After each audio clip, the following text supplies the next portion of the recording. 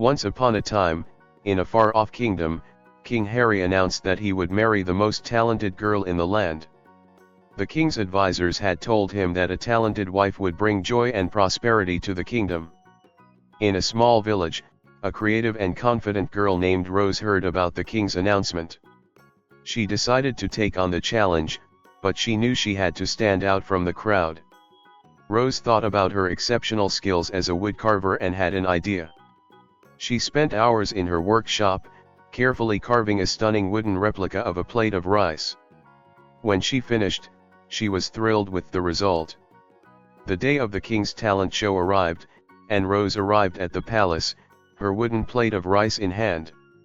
King Harry looked up, expecting a delicious meal, and was shocked. What is this?" he stuttered. Rose smiled sweetly. "I made it myself, Your Majesty. It's a plate of rice." The king's confusion deepened.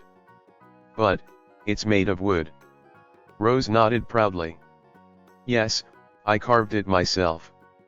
I may not be able to cook, but I'm skilled with my hands."